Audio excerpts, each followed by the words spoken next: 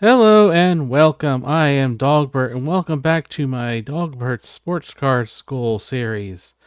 And this one will be today about selling cards. That's right, we're going to finally sell cards because we've covered how to get some cards and we covered the basic things you need to know and might need. So let's actually get into selling today.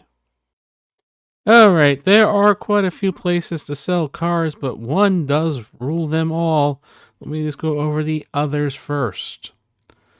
So we have Instagram. This is very popular because you can get around not paying fees and, just doing transactions here. You have card shows. Again, you can get around paying fees here. It's face to face. Some people like that. I do not.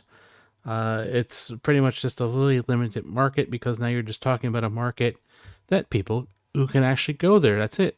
But it's also a way to get around taxes, which I don't recommend. My Slabs, this is actually a pretty cheap way to go. They only charge like a 1% fee, but it's only graded cards, of course, henceforth the name, My Slabs. You have local card shops who will absolutely rake you over the leaves usually. Some are good, some are bad. I think these are a relic of the past. I could do a whole video just on what I think about card shops. You have Whatnot. Stay away from this app, but they do sell singles there that you can also do. The other thing about Whatnot, this is big for breaking and repacking, things you do not want to really get into. You don't want to be in breaks or anything like that, so stay away. And we also have the Facebook Marketplace. They will be charging you fees again, but this is just the Facebook Marketplace, another way of doing it. They're trying to compete with eBay. Fanatics Live is much like Whatnot. Again, probably want to stay away from it. And you also have various Facebook groups you can join and sell in there. Anything you're doing, like with these Facebook groups, Instagram, even sometimes in card shows, you're doing like electronic payments, because obviously you might not have the cash on you, because these things can get very expensive. You definitely want to be using PayPal good and services if that's what you're using. That will give you a little bit of protection at least. You don't want to do family and friends unless you really, really trust that person, because otherwise they can screw you. Definitely doing like an Instagram over the internet type thing. Don't do that. Pretty much ever. You have to really trust the person for that. So moving on, there's a number 2 though I will mention is ComC, also known as Check Out My Cards. And there's some good and bad things about this. The first bad thing I could think of, obviously it doesn't have as many users, people viewing the cards, but it does have some good pros, such as it's a vaulting service. What this means is you send the cards into them, they scan them, they put them up on the site, and you never touch those cards again. This goes for both buying and selling. You don't actually have physical control over the cards. This makes it very easy to buy and sell because you can do it very quickly, making you can flip cards on there very quickly. You can buy it and 5 minutes later sell it for a profit if you want to. There's no shipping involved. You're just hands off, just setting a number, kind of like a stock market. Of course, the cons for ComC are obvious. No physical control of cards. You can't pick that card up and say send it for grading if all of a sudden the player becomes hot. You can't pick that card up and do anything with it. If you want to sell it to your buddy, they have to go through ComC. You also have to pay to get all those cards put in up front. You're paying the fee essentially up front before the card even has a chance to sell. You're going to have to fork out that cash. It's like 50 cents a card on the lower end cards. Keep that in mind. And once it's in their system, they do not want your cards or money to ever leave. ComC is probably the king of nickel and diming with fees, and more fees. 50 cents to scan a card up. Money, you have to pay a fee to get your money out. You have to pay shipping and stuff to get your cards out. You have to pay money for this and that. They are definitely the king of fees if I've ever seen them with nickel and diming. That's for sure. So keep this all in mind. You're going to be paying a lot of fees. They charge per transaction as well. On top of that 50 cents you already paid to get the card into the system. If you want to send cards to eBay, which you can do through ComC, guess what? There's a fee. You scratch your balls while looking at card? Fee. Oh, you want to look at cars? Fee. I bet those last two I made up. But trust me, if they can figure out a way to do it and get away with it, they charge you a fee. So ComC does look great until you dig in and truly add up all the nickel and diming fees. Is it really worth it? That's up to you. Some people don't want to deal with those lower end cards. They don't want to store them. This is a great way to offload them, get some other cards out of that this way so they can build up credit and buy some cards out there, ship them back. That's how they do. But as far as getting cash, might as well forget it. So, of course, number one is, of course, eBay. eBay is by far the king. They provide protection for both buyers and sellers, which is huge, I think. And I think it's real worth it. Plus, if you ever had to remit sales tax to the 50 different states, you would definitely go nuts. eBay provides that. They're providing you with credit card service. If you're not familiar with credit cards, there is actually a transaction fee, like 2-3%, usually depending on the credit card company, that a company must pay to use that credit card. So when you swipe it at a store, they're paying a little bit extra onto it behind the scenes that you're not seeing. And eBay also has by far the most people looking at cards and selling cards. When it comes time, when you hear somebody say comps, they're going to be looking at eBay to look at those comps to figure out what a card's been selling for. eBay rules the street. eBay rules the cards in this case. But always with eBay, you have to take into account the fees you have to pay, and the fees aren't that bad for what they do. They are providing you a huge marketplace. They're providing you essentially a website of keep your things up. They're taking care of all your transactions. They're taking care of sales tax, things like that, to keep us out of trouble. But generally speaking, you will pay a 13% fee, whatever the final value is, plus a transaction fees. If it's less than $10, it's 30 cents. If it's more than $10, it will be a 40-cent transaction fee on top of that final 13% value fee. So you got to remember that stuff, though, when you're buying and selling, when you're looking to flip things. The transaction fee also is per order. So a multi-card order, if they order 2, 3, 4, or in my case, I had one this past weekend, 23 cards. It's only that one transaction fee. So it was only like a 30-cent transaction fee. It wasn't 30 cents times 23. That's why I love multi-card orders, because I don't have to pay that transaction fee. There's cheaper shipping. I can combine them.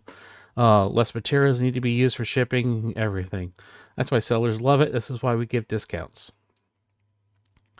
And you can also lower your final value fee a very little by having a store subscription. The other way to lower the final value fee is become a top-rated seller. That will lower it a little bit too. So keep those things in mind. This is just a general overview of eBay. We're also going to be going into listing some cards. Just give you an example of that. I'll actually run you through that. But I can do a whole nother video on eBay, like more advanced stuff, if you'd like. And you can start out using eBay just using the free listings per month, depending on how many cards you have to list, how much time you have to list things. You can start with that, and then eventually only when you need to upgrade to a store or upgrade your store level. I'm at the $21 a month level. That's what I use. That's fine for me, what I do, and how many I'm willing to do. However many you're willing to do, I don't know. There are some other benefits to the store levels. Like I said, I should do an more advanced eBay video. Just a whole lot to go over with eBay. So when we're talking about the number one, there's also, you have to consider how you're going to sell it. You're going to sell it at auction versus buy it now. Buy it now is just a fixed price. That is the price. Auction, you run it for X amount of days. I suggest 10 days and starting at 99-cent bids on most cards. And then at the end of the 10 days, the card will sell or not sell. Well, if you don't get any bids. But generally, your card should be selling for at least 99 cents. I will start anything off of 99 cents and sell it. Yes, that actually happens and it works. Essentially, when you send a card to auction, you're saying, I am absolutely positive I am done with this card. Give me money. Buy it now, you could leave it out there, it could rot. I've had cards where I've had them out there for like $100, didn't sell. I threw it on auction, sold it for 125. Yeah, people just go nuts when it comes to auctions, but you have to have the right cards at the right time for the auctions. Different strategies, again, that would be more advanced video once we get into it more. This is just basics. And then there's the infamous free shipping versus buyer pays shipping. In reality, there is no such thing as free shipping. You just bake the price into the card. That is what I do for low-end cards. So that's what most people do for low-end cards. Some don't. They just want to make a separate shipping price. And you can charge whatever you want for shipping. But most buyers will watch you and add it up and figure out that you are charging way too much for shipping. So you just bake in the price of a single card, how much it costs for a single card to ship, which is 64 cents. And you bake it into the price, as we'll see when I do my pricing here. So for low-end cards, remember this math. It's very important. This is for the idiots who want to pay $1 or less for a card with free shipping. This is why you are a fucking idiot trying to take advantage of people. A shipping label costs 64 cents. Now we have to add on our transaction fee of 30 cents. And a final value fee, in this case 13 cents. What does this equal? Why, it's $1.07. So what fucking moron would sell a goddamn card for $1? You're essentially paying 7 cents, never mind your supplies, like a label to ship it, envelope to ship it, penny sleeve, top loader. Never mind those costs. This is just the basic fees that you have to pay to ship it. It's going to be $1.07. Selling a card at $8 or less with free shipping is going to put you out of business really quick, because you're just paying people to take a card off your hands at this point, when you're better off just throwing it in the garbage yourself. So don't do that. Don't be stupid. I love those listings, because once in a while I find a card I want, I find it at that price, I'll buy it, just to cost them money, because I'm an asshole. So with all this said, let's actually go and list a card or two on eBay. Alright, we're out here on eBay right now. I already have the card I want to list up. Hang on a second. Alright, a little bit better. Okay, I'm going to be listing, I have some 2023 WWE Chronicles. I've been picking them up. And the first thing I want you to see is how I search. I look for the year, just the basic WWE Chronicles. And you notice I have minus pick and minus complete, because I am looking for cards, just single cards. And there will be listings that have like multiple cards you can pick out, blah, blah, blah. So we're just eliminating those keywords to help eliminate those listings, so we have less to go through.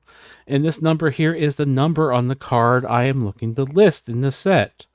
This is another version of it I already listed earlier. That is me and some of the discounts I give. We're looking at only at buy it nows, so keep that in mind. And we are sorted by price plus shipping, lowest. This is another thing I forgot to mention. This is why, because you notice the way I'm searching, this is also how I would search for a card I'm looking for. Or if I'm just looking for a certain person, certain player, I would just type their name. But I always do look for pricing plus shipping lowest, which this goes to show you that promoted listings are a complete scam, because most people are going to do this. They're going to look for the cheapest version, and then they're going to look at that list. A promoted listing, I don't give a crap if it's promoted. I want the cheapest price, period. This one is just going to be a base card. Now, here's an example of somebody who is charging for shipping. So, in reality, this card is $3. But we're going to use his listing. We're going to click on this, and we're going to hit this little button here where it says you have one to sell. Sell now. That's what we want. This will essentially copy the listing for us, give us the basic details already filled out for us. This is why it really sucks when you're the first one, though, they get a product on release day, is that you're going to have to fill in a lot of crap, but you get to charge the highest price, and you'll probably get some, which is quite nice. So I have a folder you don't see where I have the card already scanned. I have a bunch of cards in there that I need to list, and I have them scanned. Now, if I wanted to change anything about the title, I could come down here and change it. Store category only matters if you have a store like me. I have it put into that. You can see this is all nicely filled in. If you're just doing this at first, you'll have to fill that in if you're the first one. Now, this isn't a graded card, so we're going to do ungraded that, and then we're going to do near mint or better. Remember, near mint or better means it would be a PSA 7 or higher. So just keep that in mind. That means a card could have a dinged up corner and still be a 7.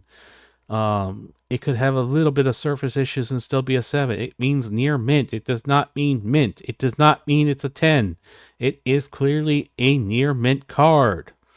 In order to get knocked down to a 6 from a 7, it would have to have some more damage, like big indents, creases, things like that, or multiple things wrong with it in order to go down.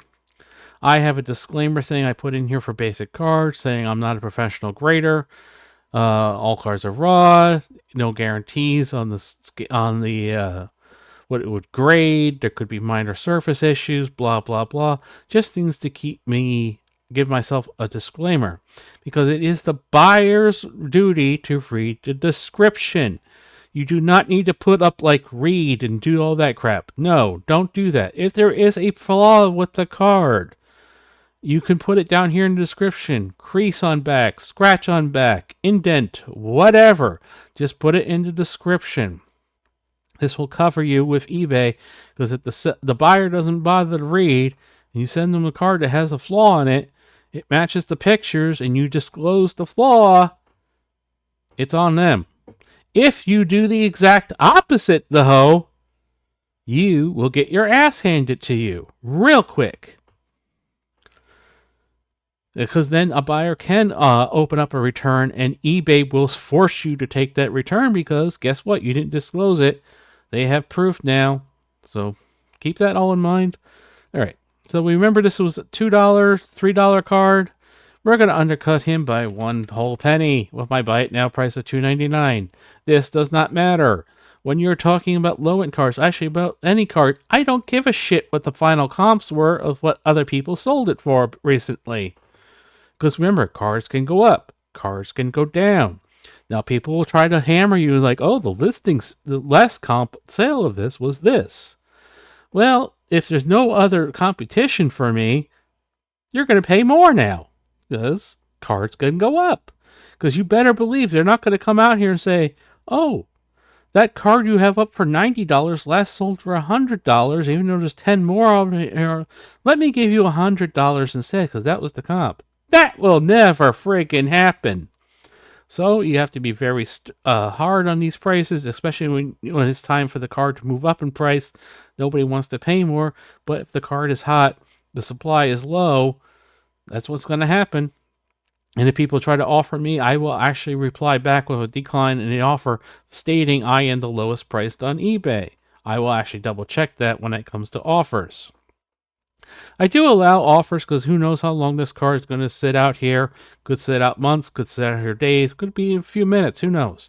But, if somebody comes in with the right offer at the right time, I'll take it. Depending on how long it is, you can schedule your listing. I have a shipping policy. This is just going to be under free shipping. It's going to be under the eBay standard envelope. Always buy your postage from eBay. It's a lot cheaper, especially the eBay standard envelope when you're doing these low-end cards like that, because it comes with tracking and insurance for you. And yes, the insurance will pay out if you actually have an issue. Congratulations, I listed the card. Let's just go for another one so you can see how much quicker I can actually be with this stuff. So some people use Card Dealer Pro. I tried it. I don't like it because it doesn't really help me with my pricing.